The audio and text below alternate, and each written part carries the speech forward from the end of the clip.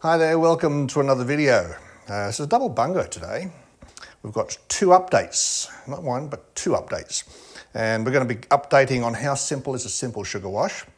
And we're going to update on watermelon brandy, the third and final installment here. And a spoiler alert, anybody who saw the second section of watermelon brandy knows that we weren't able to do it, but I've got a good, interesting finality for it here, so that's good. Let's get underway. How simple is a simple sugar wash? Well, I've received comments saying it doesn't need to be complicated, it can be very simple. Yes, it can be very simple, but if you have a problem, you need to know how to overcome that problem. And I overcame problems that came along, and I'm going to outline what those problems were. Now, just to recap for the videos, I put in 25 litres of water, I put in enough sugar to actually make a potential alcohol volume of around about 10%, and I put in a quarter of a cup of Melon EC 1118 in one, and a quarter of a cup of baker's yeast in the other, and a little bit of diammonium phosphate yeast fertilizer, diammonium phosphate yeast nutrient.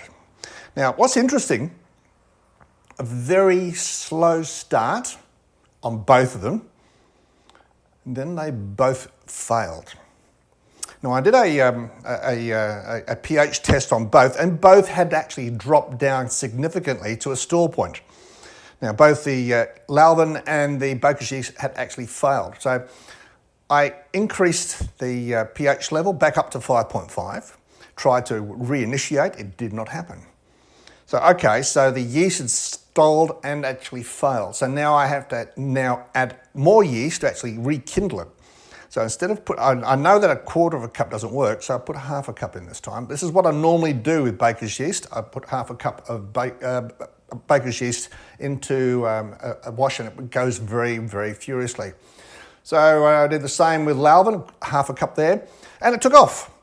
Now, within 2 days, the baker's yeast had completely finished. The specific gravity down to 1000. It was absolutely beautiful.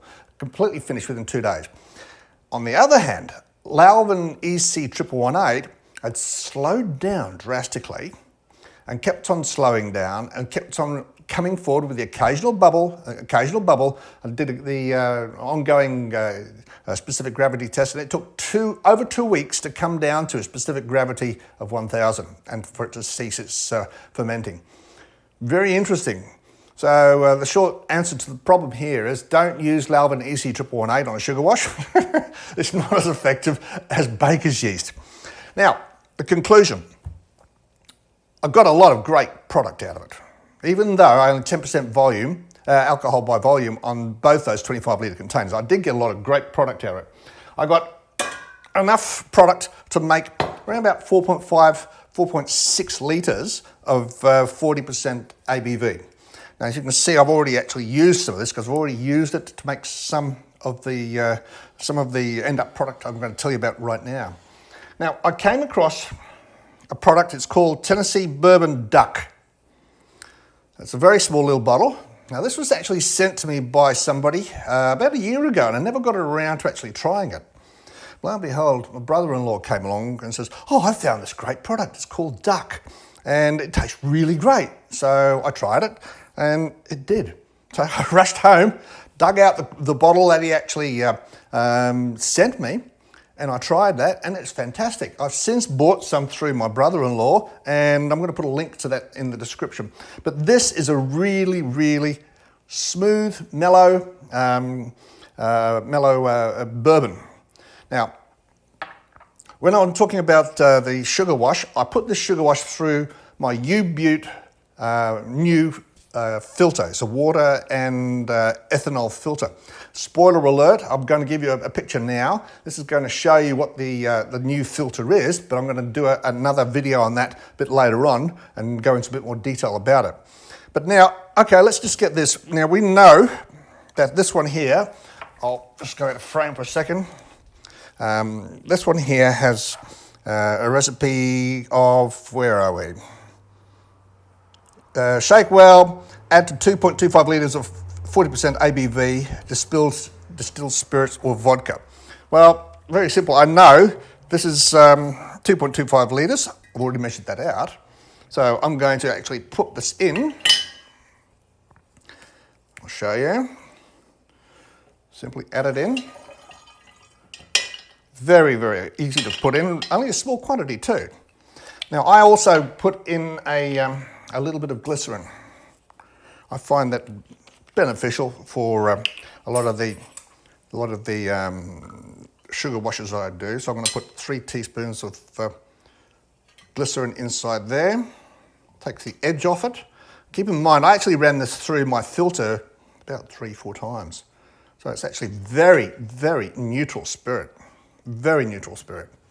So I've got 3 teaspoons of glycerin in there. That's about ready now. Now look, I actually have been drinking this for a while. I find it very, very nice. Sometimes I feel it might want a little bit more bite in it. And so when I say bite, I filter out too much of the ethanol. It's more like pure vodka when it goes in here. So if you're going to use this, you can try having it as it is. You might find it absolutely perfect. I find it really, really good. And if you want to actually try adding a bit more, essence to it, put a piece of wood in it for a while. See how it goes. But I'm very happy with the way it is. I'm going to cut now and come back when I've actually put this into the 3 final bottles. Well, I've got 3 bottles of really lovely, smooth bourbon. Now, as I said, it's called Duck. Excuse me for going out of frame. It's Tennessee Bourbon Duck. Check them out. They're really good. And I like that. So anyway, that's out the way, which is great. Added to my little stockpile of goodies that I'm going to enjoy later. Now, on to the second part of this video, which is the conclusion of the watermelon brandy. Long time developing. I had to redo it.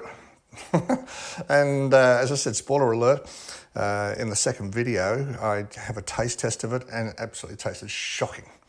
So it was a fail. Now that was actually running it through a standard still.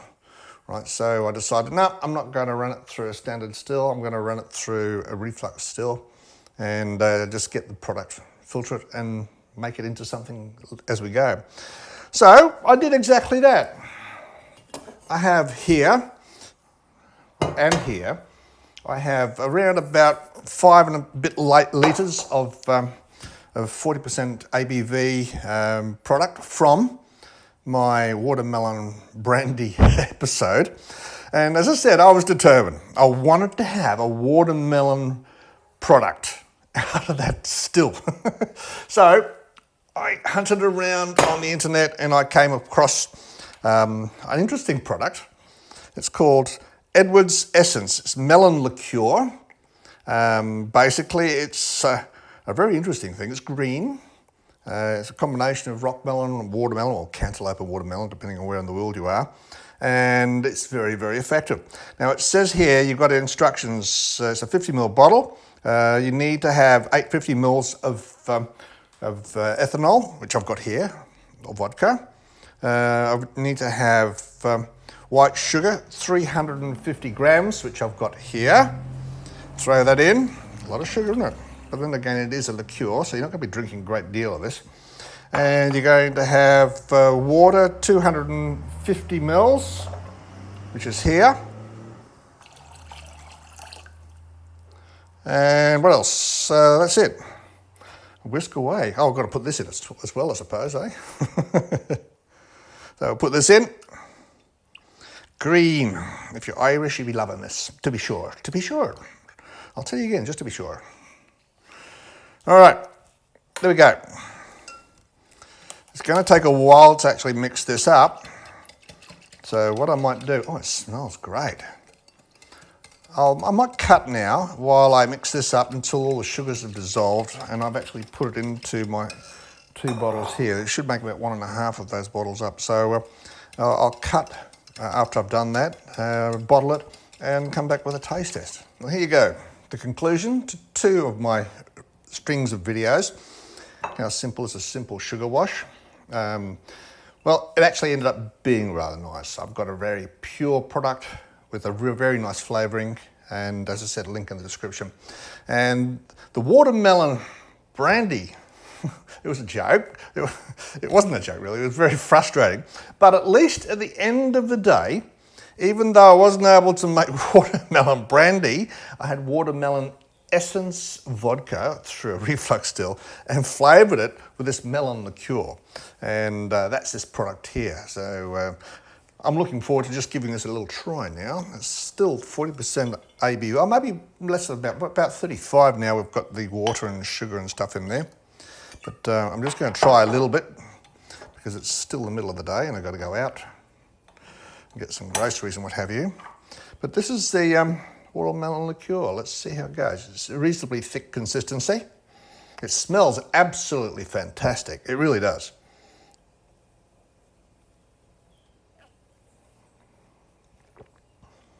Very creamy. Oh, a little bit of bite as it goes down your throat. Sweetness, size of your tongue, and you can feel the ridge of your tongue basically can really pick up that watermelon essence. Oh, that's moreish. But it's about 35% ABV, so I'm not going to have too much more, but I will, for the sake of finishing off this video, finish this bit off. Oh, that was nice. Well, that's the end of this video.